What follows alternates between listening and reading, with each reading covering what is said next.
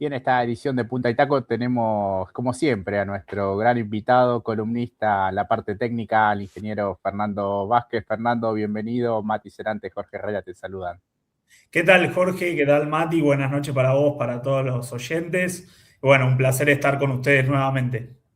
Bueno, el gusto es nuestro, que te tomes este tiempo y hagas una especie de docencia, ¿no? En esta previa del TC y el TC Pista en Altagracia, ¿no? En Córdoba, en este circuito que, bueno, vos nos contarás, nos dirás los secretos, a qué cosas debemos estar atentos el resto de los mortales, digamos. Sí, circuito que el TC viene haciendo hace relativamente poco tiempo, circuito muy tradicionalista de otras categorías, de tracción delantera, por excelencia, circuito de pruebas de lo que es el TC 2000. Pero bueno, con el TC lo venimos visitando desde el año pasado, ahora va a ser con su nueva configuración, su segunda visita. Un circuito de mediana velocidad en donde lo que hay que estar muy atento es a la prestación de frenado. Tenemos tres frenajes bruscos, la curva 3, la curva 5, la curva 6, así que hay que estar muy atentos al balance de frenos. Si quieren, bueno, después vamos desmenuzando la vuelta. Exactamente. Mati, ya te escucha Fernando. Fer, qué bueno tenerte nuevamente por aquí en Puntitaco. Nosotros encantados, y como bien dijo Jorge, a despejar algunas dudas, por lo menos en dos aspectos, creo que yo también te quiero aprovechar. De la parte técnica, y quizás si me la podés, ¿no? Descifrar o despejar esta duda, porque no fue una de las carreras más entretenidas, de esto también queremos hablar, de integrarte a vos en el debate. No fue de las mejores el año pasado este circuito. Si podemos quizás también encontrar un punto para decir, quizás para mejorar el espectáculo, si se puede, pero quizás es complejo, así que lo vamos a estar abriendo a ese debate aquí mismo, si se puede. Sí, un circuito de una vuelta muy corta. Estamos hablando de un circuito en el que Mariano Werner estableció la pole con 1 minuto 12 segundos, 5 centésimas. Circuito de mediana y baja velocidad, como lo dije, muy técnico, en donde tampoco se lo caracteriza por el ancho de sus variantes. El año pasado tuvimos el clásico toque aplauso entre Santero y Mariano y luego fue un trencito, como largaron, se establecieron las posiciones finales. Creo que el 80-85% del resultado final va a estar juzgado el día sábado en la clasificación y veremos cómo sufren los vehículos, las variantes aerodinámicas que se introdujeron este año con la quita de carga delantera. Sobre todo en los Chevrolet Camaro, y veremos cómo impacta en estas marcas y qué tal le siente a los nuevos vehículos que se incorporaron a la categoría, el Mercedes-Benz y el BMW.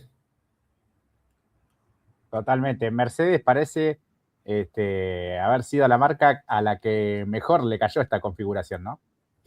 Sí, Mercedes-Benz en esta clase de circuitos viene mejorando, sobre todo después de las jornadas intensas de prueba que han desarrollado hace alrededor de un mes. Se notó la mejoría en termas y tenemos algunas curvas de características similares a las del circuito santiagueño, sobre todo también frenajes bruscos como es el frenaje de la recta larga de termas. Acá lo podemos asimilar con el frenaje de la curva 3, no tanto en igualdad, ya que en la curva 3 venimos de un curvón rápido a la derecha que nos deposita en un frenaje brusco, quizá no del tendido veloz, hacer la similitud, sino en la cantidad de marchas. En este caso, bueno, se bajan 3 marchas en la curva 3 de Altagracia y se baja hasta segunda en el caso de termas.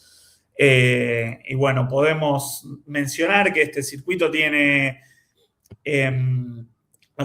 tiene 4 curvas a la derecha y 3 curvas hacia la izquierda. O sea que las gomas más solicitadas van a ser las izquierdas por la permanencia de las curvas. Y bueno, hay que estar atentos sobre todo a la tracción, a la salida de estas variantes lentas, caso de la curva 3, caso de la curva 5 y la 6. Y bueno, también tenemos curvas de permanencia, como lo es la entrada a la recta, con un cierto peralte, donde entra en función primordial lo que es las variantes elásticas del auto. Y tenemos curvas rápidas como la curva 2, que viene de un tendido veloz, donde llegamos a esa curva a una velocidad de 250 km por hora, la velocidad punta más rápido del circuito. En la recta principal llegamos a 226 kilómetros, así que bueno, a la curva 2 llegamos a la máxima velocidad, y en el frenaje de la 3 llegamos a 220 kilómetros por hora. Transitamos esa variante a 95 kilómetros por hora, entonces calificamos esa variante como una de las curvas más lentas, y después tenemos las dos siguientes curvas lentas de 122 kilómetros y de 115 kilómetros respectivamente, para entrar en esa ollita de recta principal a 155 kilómetros por hora aproximadamente. Bien, como decías, un circuito de mediana velocidad para lo que son estos TC actualmente. Y bueno, el tema de los frenos por estos frenajes bruscos que tiene. Sí, la realidad es que hay que trabajar mucho en la selección del compuesto de pastillas de freno, dependiendo el estilo de manejo. Hoy en un TC tan parejo como el que venimos describiendo carrera a carrera, en donde las cotas de suspensión están ampliamente conocidas por todos los técnicos. Como lo dije en oportunidades anteriores, en este caso no vamos a depender tanto de la variante aerodinámica, sino más de los frenos y de las suspensiones. Y me voy a corregir, es una curva más a la derecha. Son 5 curvas a la derecha, había dicho 4, son 5 curvas a la derecha, por lo tanto reforzamos ese concepto, que la parte externa, la delantera izquierda y la trasera izquierda, van a ser los neumáticos más solicitados en lo que es a suspensión. Exactamente. ¿Mati?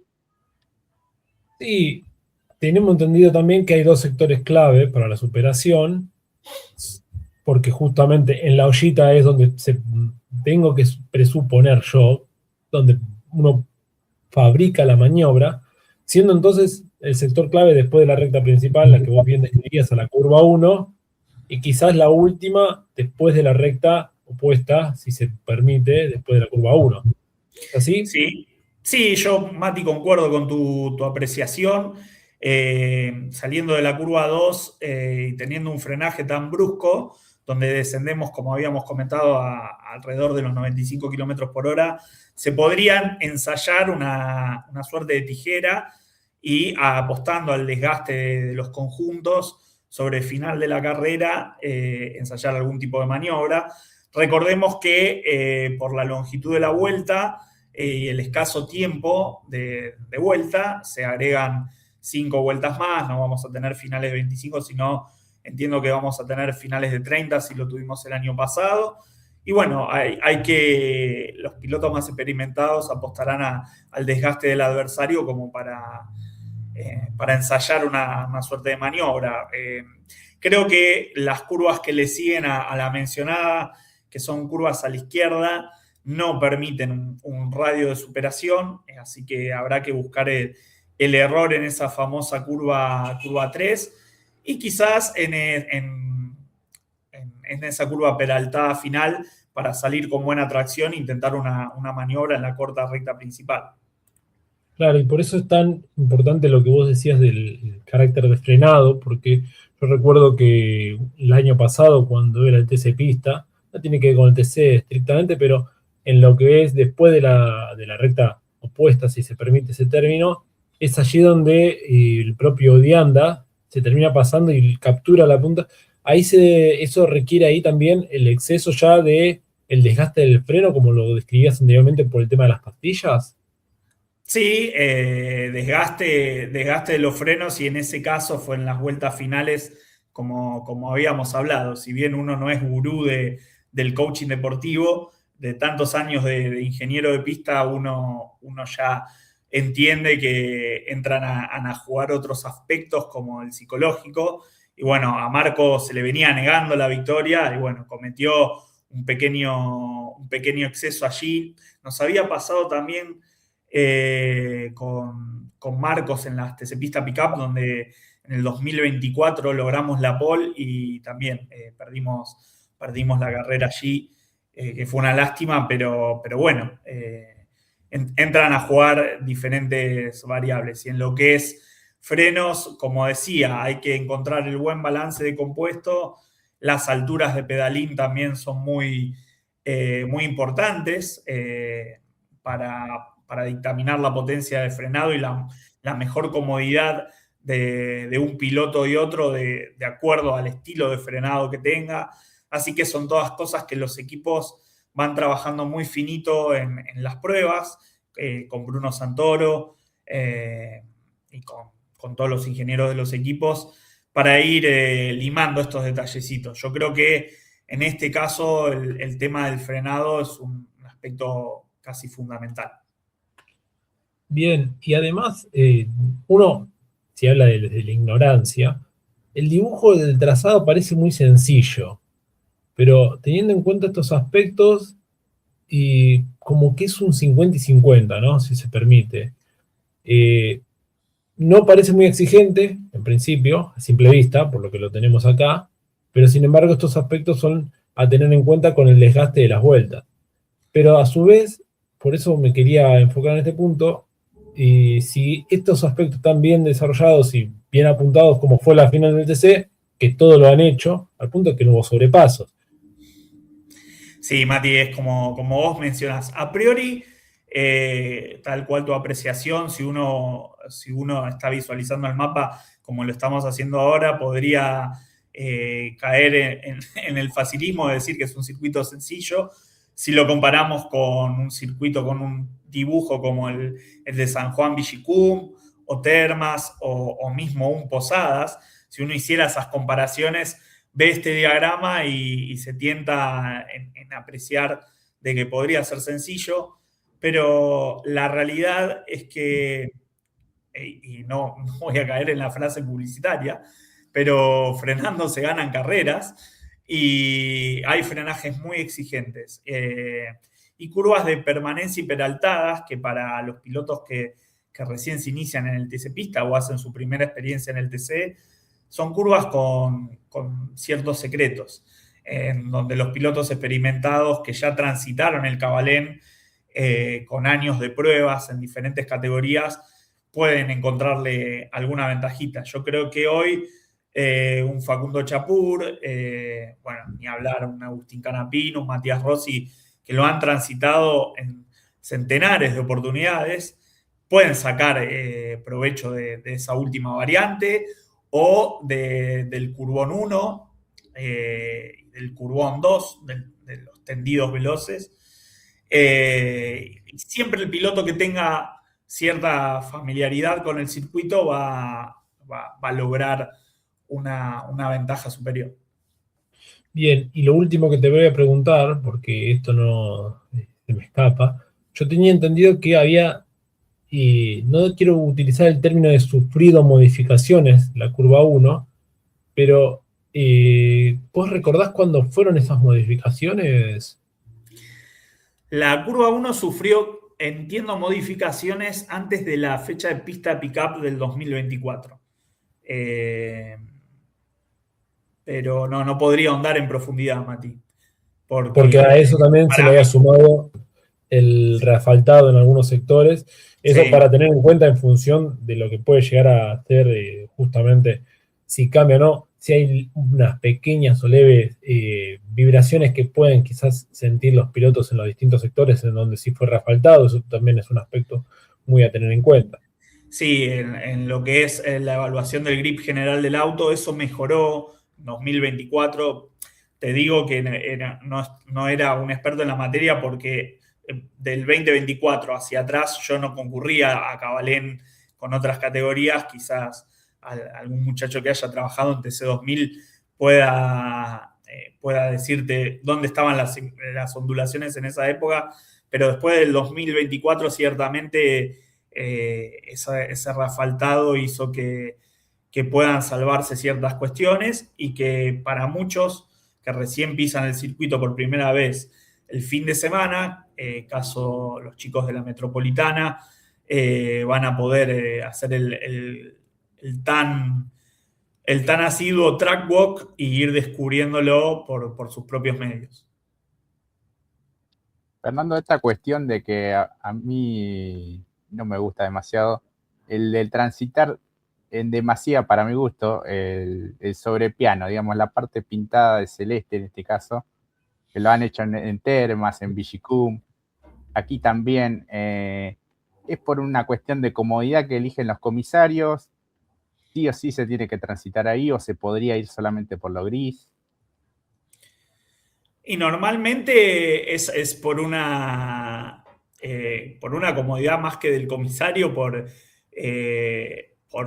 un mejor radio que te haga perfilar a una buena salida de la curva, un tránsito más cómodo y aprovechar una salida, trabando menos la dirección y generando, quizás evitando la generación de una tendencia de trompa. Cuando uno va trabando el volante o haciendo radios excesivos, puede tener trompa o el efecto cola producto de la trompa.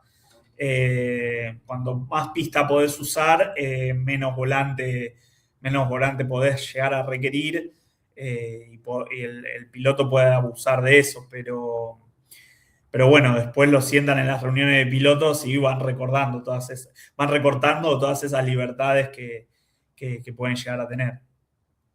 Tal cual. Bueno, así que en principio, como decías, el 85% se define el fin de semana en la clasificación.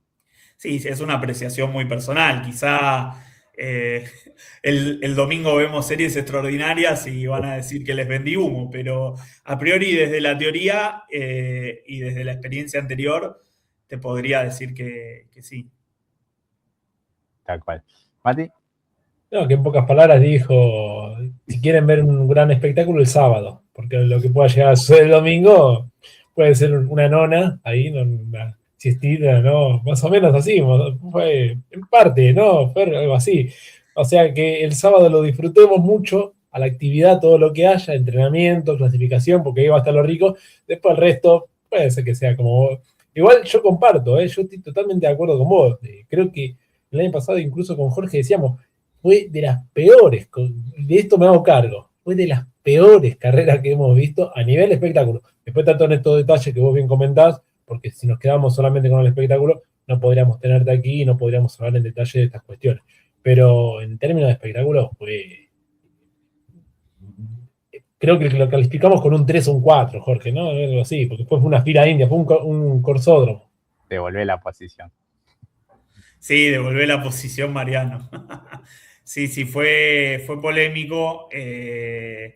A los puristas quizás del deporte no nos gusta este tipo de determinaciones, pero bueno, hay que respetar la decisión de los comisarios. El año pasado la clasificación fue algo atípica porque Mariano le saca alrededor de 3 décimas a Julián, que había salido segundo. Y no hubo la gran cantidad de autos en el segundo que podríamos haber esperado. Entiendo que con el trabajo de los equipos un año después esta brecha se va a poner bastante competitiva y vamos a tener alrededor de 25 o 30 autos en la órbita del segundo, y es lo que decía Mati, estén bien prendidos a la radio o a la tele, porque la emoción se va a definir a la centésima, que calculo yo. Bien. Perfecto. Bueno, Fer, yo ya cerrándolo aquí a esta hermosa columna que hemos introducido, viniste pilchado con una gorra muy especial, si querés comentarnos algo. Creo que, bueno, con Jorge esto lo hablamos, pero algo que le toca muy en la fibra sensible en la semana, pero que lo queríamos escuchar también. Al toque cuando sucedió lo que vamos a implementar y vamos a hablar ahora, nos acordamos al toque los dos de vos y dijimos, bueno, Fer tiene muchas cosas para contarnos porque sabíamos algunas cositas, pero creo que manejas una información linda, o por lo menos también permitirte explayarte porque es una persona muy especial de la que te vas a referir ahora.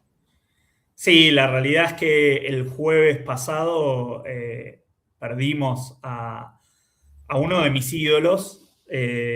Cuando salí por primera vez en este programa, habíamos comentado de mi amor por la NASCAR y ustedes me habían preguntado por quién hincho. Y bueno, se me fue mi referente.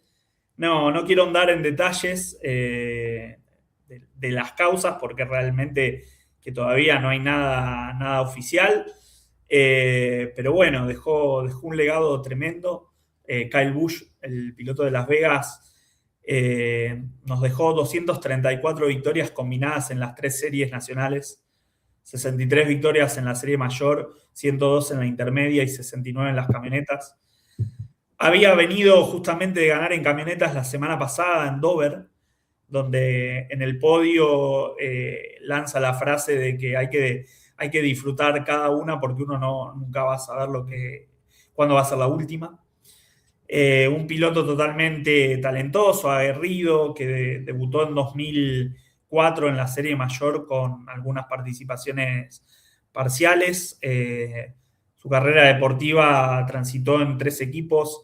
Primero Hendrick con Chevrolet, segundo Gibbs con Toyota y finalmente RCR con Chevrolet, que tiene una coincidencia fatídica RCR porque es el mismo equipo en donde toca perder trágicamente a Dale Sr.